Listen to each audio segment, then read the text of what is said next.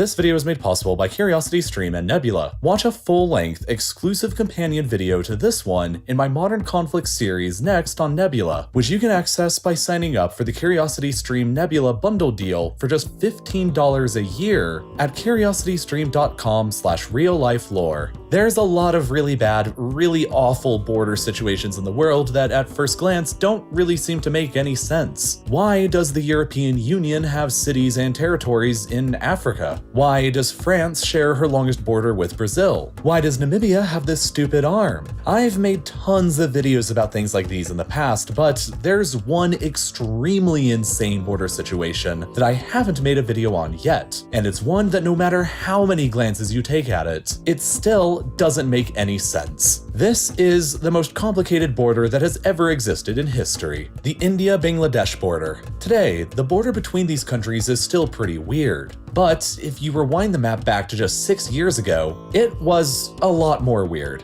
Let me just take you on a tour across this section of the border here, circa 2015. Just look at all of this utter chaos. This is the main border between India and Bangladesh, but there's a bunch of pieces of Bangladesh inside of India, and there's pieces of India inside of Bangladesh, and then there's pieces of India and Bangladesh inside of those pieces of India or Bangladesh inside of India or Bangladesh. These weird chunks of land on the wrong side of the border are called enclaves, and looking at this complicated situation doesn't really help with the definition very much, so let's look at it on a simpler level. In its simplest form, an enclave is a piece of a country that's completely 100% separated from the main part of a country. So let's say you have country X over here, and then there's another part of country X right over here inside of country Y across their primary shared border. That is an enclave, and it's fairly simple to understand. However, in this situation between India and Bangladesh, there were 102 enclaves of Indian territory located inside of Bangladesh proper, and a further 71 Bangladeshi enclaves within India proper. That's pretty complicated enough, but that's really only the tip of the iceberg of this madness. Inside of an enclave can further exist what's called a counter or a second-order enclave. In this scenario, imagine that country X has an enclave inside of country Y, and then country Y has an enclave inside of that enclave. So, if you start in the middle and walk in a straight line out, it would go country Y, then country X, and then country Y again.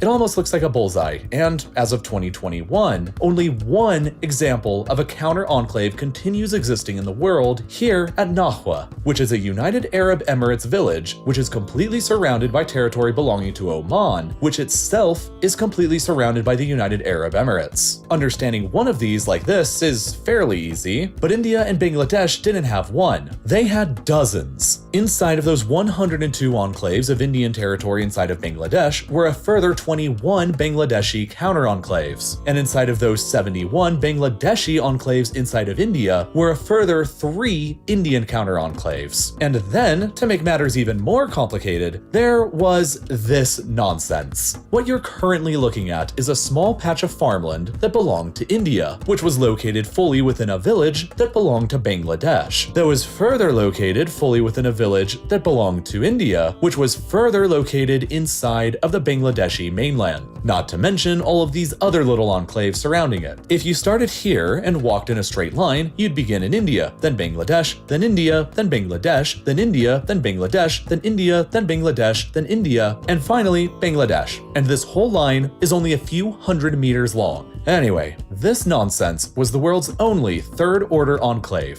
the India inside of Bangladesh, inside of India, inside of Bangladesh. And after conducting a joint survey in 2011, India and Bangladesh discovered that over 51,000 people were living across all of these confusing enclaves, and life for nearly all of them there was pretty weird and challenging. The smaller enclaves separated from their national mainland had little to no access to their homeland's logistics, supplies, or emergency services, and neither side was particularly willing to assist. So then, why wouldn't these 51,000 people just walk out of their enclaves in order to get these services? Well, mostly because they couldn't. If somebody wanted to leave their enclave, they would have had to have gotten a visa first, which would have required a visit to their embassy, which were all, unfortunately, in their country's mainland, which means they couldn't visit to apply for a visa unless they had a visa, which they didn't have. And that, my friends, is some big brain bureaucracy. So that was pretty much where the situation stood as recently as 2015. But how did this whole mess even begin in the first place? Local legend has it that centuries ago, hundreds of enclaves were put up as stakes in card games and chess matches between two local kings, and the modern nations which exist today simply evolved around their wins and losses. However, there isn't any historical evidence that provides any kind of proof for that. So, the most likely origin story was instead a peace treaty signed between the Mughal Empire and the Kingdom of Coach Bihar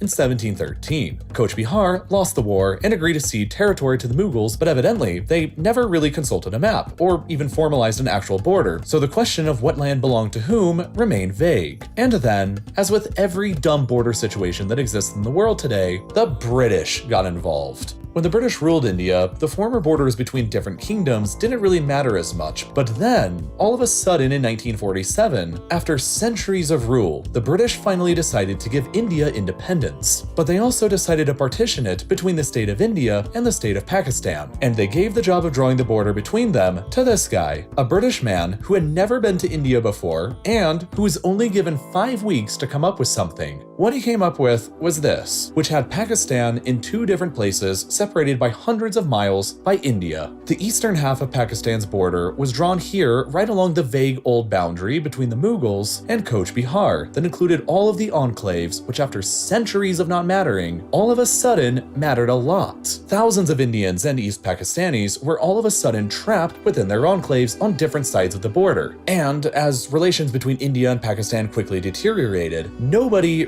really cared to solve it. But then, finally, in the 1970s, East Pakistan became the independent state of Bangladesh, and new talks to fix up their border with India emerged. In 1974, the Indian and Bangladeshi governments signed a treaty that would exchange their enclaves with one another and generally tidy up their border. And while Bangladesh immediately ratified it, India didn't for one reason. Remember that India had 102 enclaves inside of Bangladesh, while Bangladesh had only 71 enclaves inside of India. If they just swapped these enclaves, it meant that India would be a net loser of roughly 40 square kilometers of land to Bangladesh. And to many Indian nationalists, that wasn't ideal. Keep in mind that India has ongoing major land disputes with both Pakistan and China over in other places, and them giving up 40 square kilometers of land to Bangladesh might have been seen to them as a weakness. And so, India continued refusing to ratify the Enclave Exchange Treaty for 41 years after signing it, all the way until 2015, when circumstances within the Indian government finally coalesced to make it possible. At midnight on the 31st of July 2015, the enclaves were finally officially exchanged at the snap of a finger, and the new Indian-Bangladeshi border was fully demarcated roughly 1 year later in 2016. The over 51,000 residents who lived within them were each given the choice of either Indian or Bangladeshi citizenship, and while most simply chose to remain in place at their homes and adopt the citizenship of whatever new country they found themselves in, a few didn't. Roughly 1,000 people who once lived within the Indian enclaves across the border in Bangladesh chose to become Indian citizens after the enclave transfers, and they had to be resettled back over to the Indian mainland. And while a lot cleaner looking than before, the new borders that exist today are still pretty wacky. They zig and zag all over the place and meander into weird border peninsulas like here, or here, or here, or here, or here, or really just everywhere. But that's not all. If you look over here, you'll see that there's still one enclave that continues existing, a piece of Bangladesh inside of India, which just happens to be the biggest single enclave that existed prior to the exchange treaty. 17,000 Bangladeshi citizens were living here trapped surrounded by India, separated from the Bangladeshi mainland by only 200 meters at the narrowest point here. And so, to help out, India decided to lease this tiny strip of land to Bangladesh in order to enable access between the enclave and the mainland, which sort of makes it not an enclave, at least in practice. But if you were Bangladeshi and living here and wanted to go visit a friend over here, which is a distance of only 4 kilometers as the crow flies, you would have to spend over 2 hours driving along this super convoluted route in order to remain inside of Bangladeshi territory the entire way there. For a lot of people, the new cleaner borders are still kind of a mess, but they're still much much better than they used to be. And what's even more amazing is that even though it took decades to accomplish, India and Bangladesh solved their border issues through diplomacy and not through violence. But that doesn't always happen so cleanly between countries with strange border disputes. Last year, Armenia and Azerbaijan went to war over their own unresolved border enclaves and exclaves that primarily focused on this landlocked region in the middle of Azerbaijan proper called Nagorno-Karabakh, which both Armenia and Azerbaijan sort of claim. The war was incredibly geopolitically complex, with multiple other countries intervening, lasted for 6 weeks, saw the extensive use of drone warfare and emerging military technologies that ultimately resulted in a decisive victory for Azerbaijan. It's a fascinating subject that I'm sure you would probably want to watch, but the video just wouldn't ever work on YouTube. YouTube's terms of service specifically prohibits videos like this one about modern wars and conflicts from being monetizable, which means that the YouTube algorithm would intentionally never promote it to most of you who would be interested. So, instead of uploading it to YouTube, I decided to upload my long Armenia-Azerbaijan war video to Nebula instead, in my new exclusive series there called Modern Conflicts. As you've probably heard by now,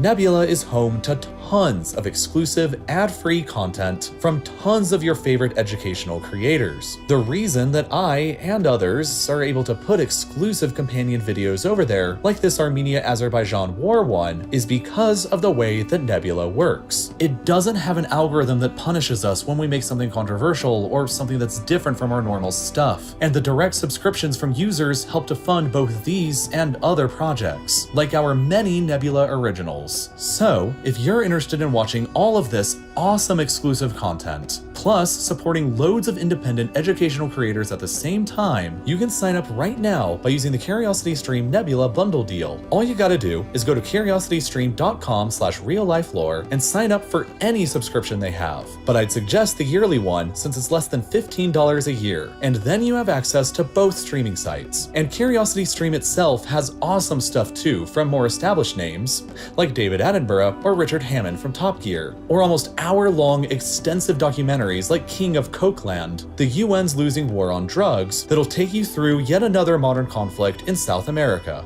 All told, CuriosityStream is awesome thanks to their seemingly endless library of top-quality stuff, while Nebula is great thanks to its exclusive, early, and ad-free videos from the educational creators you already know and love. CuriosityStream and Nebula together, though, are even better because it's only $15 a year for both when you go to curiositystream.com/RealLifeLore or by clicking the link down in the description. And, as always, thank you so much for watching.